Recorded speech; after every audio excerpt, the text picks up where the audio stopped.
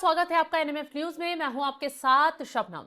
देश भर में कई दिनों से कुछ ऐसे प्रदर्शन शुरू किए जाते हैं जिनकी आड़ में देश विरोधी नारे लगाए जाते हैं, दंगे भड़काने की कोशिश होती है, बवाल करने की कोशिश होती है। अभी हाल ही में आई लव मोहम्मद का विवाद हुआ, कैसे हिंसा भड़काने की कोशिश की गई सबने देखा। अब देखिए, पूरे देश में प्रदूषण बढ़ रहा है। अब बढ़ते प्रदूषण को लेकर सरकार तमाम तरीके की सुविधाएं भी दे रही है और कुछ काम भी कर रही है ताकि इस प्रदूषण से निजात मिल सके। लेकिन दिल्ली के इंडिया गेट पर कुछ लोगों ने वहां पर प्रदूषण के खिलाफ प्रदर्शन करने की कोशिश की गई, लेकिन इस प्रदर्शन की आड़ में देश विरोधी नारे लगाए गए, ऐसे नारे लगाए गए जिसको लेकर मोदी सरकार लगातार एक्शन ले रही है।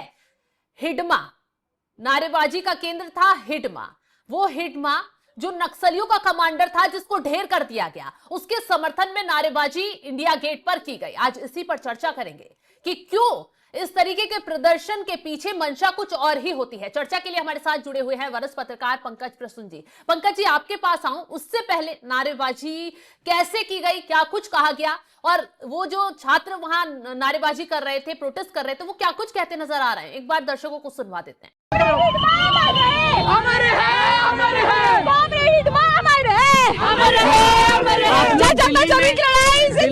AQI के वर्सन होने पर प्रोटेस्ट कर रहे हैं, क्या कुछ आप लोगों के डिमांड्स हैं? दिल्ली में जो AQI के राइजिंग लेवल्स हो रहे हैं, चाहे AQI 1000 के पार जा रहा हो या फिर 2023 में 17,000 लोग मर रहे हो, इतना ज्यादा एयर पोल्यूशन होने की वजह से सिर्फ दिल्ली में, इसमें हम सब देखते हैं कि इसका रीजन इंपीरियलिस्ट डेवलपमेंट मॉडल है, प्रॉफिट ड्रिवन डेवलपमेंट मॉडल है। ये जनता का डेवलपमेंट मॉडल नहीं है और हमको जनता का डेवलपमेंट मॉडल लाने की जरूरत है। जो माओइस्ट बीजापुर में लेकर आए हैं, जो माओइस्ट बस्तर में लेकर आए हैं अपने जनताना सरकार के थ्रू, वहाँ पर सस्टेनेबल डेवलपमेंट किया जाता है। वहाँ पर महुआली तेंदुपत्ता को सस्टेनेबल तरीके से तोड़ा जाता है। वहाँ पर बाहर के जो कॉन्ट्रैक्टर्स हैं उनको अंदर नहीं आने देता है और वहाँ पर जो फार्मिंग होती है वो कलेक्टिव होती है। तो पंकज जी, प्रदर्शन था प्रदूषण के लिए, लेकिन उसकी आड़ में हिडमा का समर्थन किया गया कि एक हिडमा मारा गया है, हर घर से फिर और हिडमा पैदा होंगे। ये किस चीज की चुनौती दी जा रही थी? नहीं, ये सब अर्बन नक्सल्स हैं, जेएनयू वाले थे। मैं आपको एक तस्वीर दिखाता हूं। ये तस्वीर है the press conference on the movement for clean air. ये प्रशांत भूषण तो आप जान ही रहे हैं कौन है। ये सब पूरे दिल्ली भर के लेफ्टिस्टों का ये आइडियोलॉजिकल फादर है। अभी आजकल यही सारा कोऑर्डिनेट कर रहा है, ये और योगेंद्र यादव मिलकर। और उसके बाद जो लोग शामिल हुए थे उनकी तस्वीरें देखिए, इस पोस्टर में भी वो तस्वीरें मिलेगी। वो जो लड़की चश्मे वाली लड़की है, वो सबसे ज्यादा बयान दे रही थी, जिसका आपने बयान सुनाया। वो देखिए ये सब किस संगठन से जुड़े हुए हैं। अच्छा, एक बात बताइए, सिर्फ कम्युनिस्टों को ही ये प्रदूषण लग रहा है क्या? बाकी किसी को नहीं लग रहा है? सबके लिए खतरा है ये प्रदूषण। यही बात तो, ये प्रदूषण की आड़ में आया है, असली एजेंडा कुछ और है। और देखिए इसमें नारेबाजी क्या हो रही है कि तुम जितने अफजल मारोगे घर घर से अफजल निकलेगा, तुम जितने कन्हैया मारोगे घर घर से कन्हैया निकलेगा, तुम जितने हिडमा मारोगे घर घर से हिडमा निकलेगा। तो ऐसा है दीदी कि जितने अफजल घर घर से निकल रहे थे, सबका घर तो बुलडोजर से ध्वस्त हो गया। बिल्कुल। तो वो तो अब निकल नहीं पा रहे हैं। और कन्हैया, जितने कन्हैया मारोगे, मुझे लगता है कन्हैया तो जिंदा है। ये ऐसा क्यों बोल रहे हैं कि जितने कन्हैया मारोगे? कन्हैया तो है ना अभी। इनको यहां तक पता नहीं कि बेचारे जीते जी आदमी को ये नारे लगा रही है कि तुम जितने कन्हैया मारोगे। और रही बात हिडमा की, माधवी हिडमा, ये सब चूंकि शहर की रहने वाली लड़कियां हैं और बढ़िया से चश्मा उस्मा पहन के, इनको नहीं पता है कि माधवी हिडमा कौन था। छत्तीसगढ़ में जो हम जैसे लोग जो झारखंड और छत्तीसगढ़ में रह रहे हैं ना, उससे पूछे माधवी हिडमा कौन था। कौन था पता है माधवी हिडमा? 75 सीआरपीएफ के जवान मारे गए थे छत्तीसगढ़ में। उनको मारने वाला और उस लड़ाई का नेतृत्व करने वाला नक्सली जो था वो माधवी हिडमा था।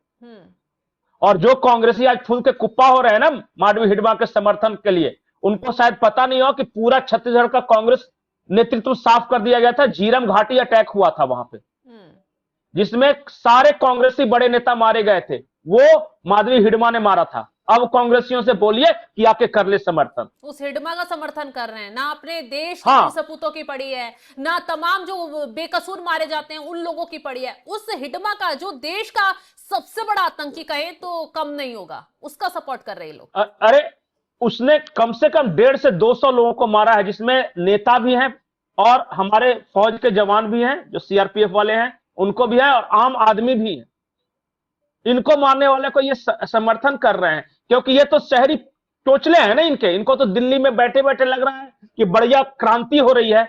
आए छत्तीसगढ़ और झारखंड में इनकी सारी क्रांति निकल जाएगी, 4 दिन जंगलों में घुमाएंगे तो बिल्कुल। तो इनके लिए तो बहुत फैंटेसी है। वो बयान सुना है, जो हथियार डालकर सरेंडर करते हैं, वो लोग खुद कहते हैं कि कैसे वो उस रास्ते पर जाते हैं, कैसे उनका पूरा माइंड वॉश किया जाता है, कैसे उन्हें और मैं आपको बता दूं, अभी हाल में ये वहां उप मुख्यमंत्री है, विजय शर्मा नाम है उनका, छत्तीसगढ़ के, वो हिडमा की मां से मिले थे। हिडमा की मां रो रही है, अपने बेटे से अपील कर रही थी कि बेटा सरेंडर कर दो, ये बेकार की बात है। लेकिन बेटा तो बहुत आगे जा चुका है ना, उसके मुंह में तो खून लग गया, उसको तो हत्या करने की आदत हो गई, और वो किसी के लिए नहीं कर रहा था, वो सिर्फ और सिर्फ वहां एक चीज बोलता है, लेवी वसूलना। जो भी सरकारी काम होंगे ना, उसके बदले हफ्ता वसूली होता है। मान लिया कि उस इलाके में एक स्कूल बन रहा है, तो ठेकेदार से लेगा कितना % कटमनी हमारा है। रेलवे ट्रैक बिछ रहा है, सड़क बन रहा है, ये सब पे ये सब लेवी लेते हैं, उसी पैसे के लिए सब है, बस बाकी कुछ नहीं। लेकिन पंकज जी, प्रदूषण के लिए आप प्रदर्शन कर रहे हैं, प्रदर्शन की आड़ में आप प्रदूषण के लिए तो था ही नहीं। लोगों को भेजता कौन है? कौन इस तरीके की साजिश भड़काने की कोशिश करता है? ये प्रशांत भूषण जैसे लोग। मैं तो साफ नाम लेके बोलता रहा हूं। अरे पूरा पैसा इन्हीं के बदौलत आ रहा है। एक तो पता चला कि इन्होंने जगह जगह एनजीओ खोल रखे हैं ये सारे, और हर एनजीओ का मालिक एक अमीर आदमी है, और एनजीओ गरीब के नाम पे ये करना, अपनी आइडियोलॉजी फैलाना और बाहर से पैसे लाना। और क्या हो सकता है बताइए? ये इनसे कभी बात किया है आपने, इन अर्बन नक्सल लड़के लड़कियों से? प्रोफेसरों से नहीं। 2 तरह के हैं, एक है टीचर, प्रोफेसर, जो बड़े बड़े लोग हैं, जैसे प्रशांत भूषण हो गया, नंदनी सुंदरम हो गई, ये योगेंद्र यादव हो गया, ये कौन थी वो नर्मदा बचाओ आंदोलन वाली मेधा पाटकर हो गई, तीस्ता सी तलवार हो गई, ये सब पता चला ये सब क्या करते हैं पता है? इनमें से कोई भी करोड़पति से कम नहीं है मैडम। बिल्कुल, ये कोई गरीबों के लिए नहीं लड़ रहे हैं। हाँ, और ये क्या करते हैं, ये सब जो यंगस्टर्स लड़के हैं ना, और इनमें से भी देख लीजिए, इनकी शक्ल सूरत देख लीजिए, इनमें को गरीब घर का बहुत कम मिलेगा आपको। ये क्रांति क्या होता है ना, ये इनके, अब मैं बताऊंगा तो आप हंसने लगिएगा कि जेएनयू में कभी आप शाम को चले जाइए इन नक्सलियों के पास, रात में गांजा, शराब और फ्री सेक्स, यही है इनकी क्रांति, यही चलता, और इसी मटर गश्ती के लिए सब नारे लगाते हैं। लेकिन अपने भविष्य महंगे स्कॉच खोलेंगे ये सब। जब इनकी फाइलें खुलती हैं तो खुलासा होता है, एक्शन लिया जाता है। अब देखिए ना, जब दिल्ली पुलिस ने इन्हें पकड़ा तो इन लोगों ने क्या किया? मिर्च पाउडर छिड़कने की पुलिस पर कोशिश की गई, स्प्रे छिड़का गया, उसके बाद इन्हें गिरफ्तार किया गया। पेपर स्प्रे, वो पेपर जो स्प्रे होता है ना, जिससे आंखों में जलन होती है, पुलिस पे मार रहे थे। बताइए, ये स्टूडेंट हैं, ये पुलिस पे हमला करने वाले स्टूडेंट हैं, और इनको प्रदूषण से मतलब है। इनको भेजा गया है कि तुम तमाशा करो। इस तरह के तमाशे 3-4 बार दिल्ली में इन्होंने करवाए हैं। अब धीरे धीरे उसकी इंटेंसिटी कम हुई। सबसे पहला ये तमाशा हुआ था वो पहलवान वाला, जो सबको बैठाया था, ये कुर्सी खटिया लेके, ये सब इन्हीं का करतूत था। हाँ, इन्होंने एक तो सबने मिलकर एक बड़ा अटेम्प्ट किया था, वो था शाहीन बाग वाला, वो मुस्लिम सेंटिमेंट्स को उभार के। फिर किसान वाला इन लोगों ने किया, फिर पहलवान वाला किया, खालिद और शजील इमाम वाला भी, वही शाहीन बाग वो दिल्ली दंगा उसी समय हुआ था, एक ही साथ हुआ था। बिल्कुल। उन्होंने हिंसा भड़काई थी, और जिसमें सोनिया गांधी ने ट्रंप के आने के 1 दिन पहले एक अपील जारी की थी, जिसमें कहा था कि अब अहिंसा से कुछ नहीं होगा, शांति से धरना प्रदर्शन से कुछ नहीं होगा, अब हमें सड़कों पे उतरना होगा। ये सोनिया गांधी का स्टेटमेंट था। अब समझ में आया इकोसिस्टम का रिलेशन। और अभी तो हाल ही में आइला मोहम्मद वाला हुआ ना, उसमें हासिल कुछ नहीं हुआ था, लेकिन अचानक से एक जिन बाहर आ जाता है। अरे हर 5 महीने 4 महीने पे एक नया शिगुफा आता है। कभी बुर्का आंदोलन हो जाएगा, कभी ये आई लव मोहम्मद हो जाएगा, कभी किसान हो जाएगा, कभी पहलवान हो जाएगा, यही सब करते रहते हैं ये सब। इससे हासिल, और जब पैसा चला, कुछ नहीं, इनका पॉलिटिकल रेलिवेंस बना रहेगा ना। जैसे वो क्या करेंगे, कैसे उखाड़ेंगे सरकार को, तो वो सोचते हैं कि इस तरह से कोई क्रांति बड़ी हो जाए, ताकि 2-4-10 हजार लोग जाके प्रधानमंत्री आवास घेर ले, संसद भवन घेर ले, मारामारी हो जाए, ताकि हमारा बाहर आ जाए। हम जाके दुनिया में जाके ये बताएं कि देखो ये छात्रों ने या किसानों ने, गरीबों ने भारत के पार्लियामेंट को घेर लिया और आग लगा दी, देखो कितनी बड़ी क्रांति हो गई, जब तो और जाके वहां से अभी मोटा माल वसूल। बार बार कह रहे थे ना कि इस देश ये जेनजी देश भी जेनजी जापान ना बन जाए, यहाँ का जेनजी भी भड़क नहीं, रहा है। हाँ तो वो जेनजी भड़क उड़क कुछ नहीं रहा है, जेनजी तो अपना काम कर रहा है जहां है। ये चाह रहे हैं कि कम से कम जेनजी भड़के। ये क्या इनका प्लानिंग है मैं बताऊं? ये इसी तरह कुछ सेंटिमेंट्स उभारेंगे, जैसे दलितों का कभी उभार लेंगे, कभी मुसलमानों का सेंटिमेंट्स, तो कभी इस तरह का क्रिश्चियनों का, तो सिखों का, इस तरह सेंटिमेंट उभारते हैं और दिल्ली में जाके बैठा देते हैं जंतर मंतर या कहीं पे।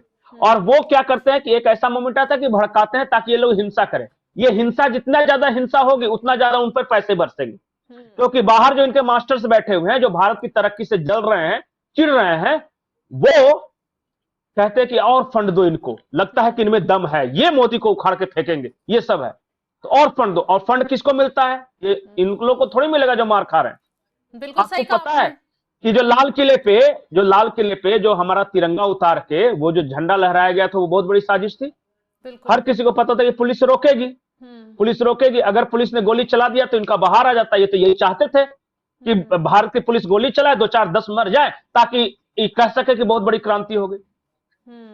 इसीलिए ये उतारना चाहते हैं इनको। ये इनका एजेंडा साफ है कि एक तो मोदी हटेगा तो हम ही में से किसी को बनाएगा सरकार में। बिल्कुल, कि वैसे तो जीत नहीं डीप पा रहे हैं। स्टेट ऐसे, जनता तो साथ दे नहीं रही है, तो उपाय क्या बचा? तो उपाय बच गई क्रांति। तो बांग्लादेश कर देंगे, तो नेपाल कर देंगे, कुछ नहीं होगा। इस देश के लोग समझदार हैं, देख नहीं रहे हैं कि नेपाल की क्या हालत हो गई या बांग्लादेश की क्या हालत हो गई। बिल्कुल। तो इसी तरह का बीच बीच में नौटंकी, ये पॉल्यूशन के नाम पे आए हैं और लगा रहे हैं कि एक नक्सली है उसके नाम पे कि वो निकलेगा तो अफजल निकलेगा, तो पता नहीं कौन कौन निकलेगा, जो निकलेगा उसको मारेंगे। बिल्कुल सही कहा। और सबसे बड़ी बात है इनका इकोसिस्टम का ताकत देखिए कि इनके लिए आधी रात को वकील आ गए, महंगे महंगे वकील इनको छुड़वाने के लिए। वही पुलिस तो, और ये स्टेशन आरोप भी लगा रहे हैं में क्या को धमका रहे हैं, हमारे घर वालों से मिलने नहीं दिया जा रहा है। अरे मैडम जाके देखिए कौन कौन वकील आया है इनके पक्ष में। इनके लिए ही तो सब कुछ है। इतना बड़ा बड़ा पैसा मिलता काहे के लिए? वकील और अदालतों और केस लड़ने के लिए तो मिलता है सब।